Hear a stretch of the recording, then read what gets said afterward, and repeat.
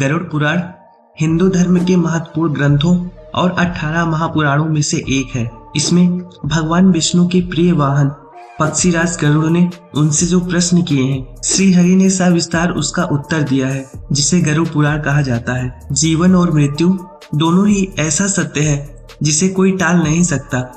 धरती लोक पर जिसका जन्म हुआ है उसकी मृत्यु भी निश्चित है, लेकिन आमतौर पर लोग इसके बारे में बात करने से डरते हैं या डराते हैं। शास्त्रों में कहा गया है कि मानव शरीर 5 तत्वों यानी पृथ्वी, जल, अग्नि, वायु और आकाश से मिलकर बना है और इसी में विलीन हो जाएगा। हिंदू धर्म में कुल 16 संस्कार के बारे में बताया गया है, जिसमें मृत्यु या दाह संस्कार आखिरी संस्कार है।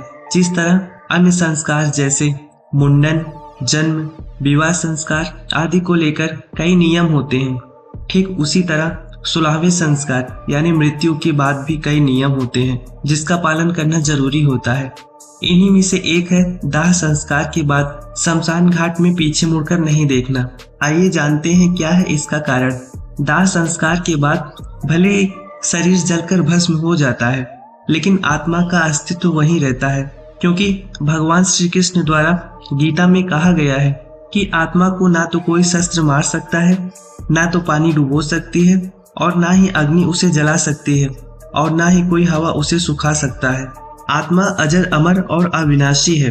गरुड़ पुराण के अनुसार परिजनों के साथ आत्मा भी अपनी अंतिम संस्कार की सारी क्रियाएं देखती है। गरुड़ पुराण में बताया गया है कि मृतक का अपने परिजनों के साथ मोह रहता है, और इसी मोह के कारण मृतक की आत्मा परिजनों के आसपास भटकती रहती है। यदि मोह का बंधन नहीं टूटता तो आत्मा को परलोक गमन करने में परेशानी होती है।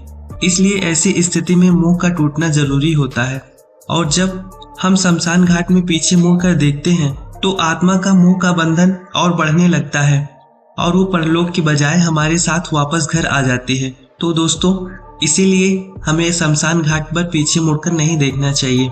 आशा करते हैं कि वीडियो आपको पसंद आया होगा। ऐसी छोटी मोटी जानकारी पाने के लिए चैनल को लाइक करें, शेयर करें, सब्सक्राइब करें। जय श्री कृष्ण।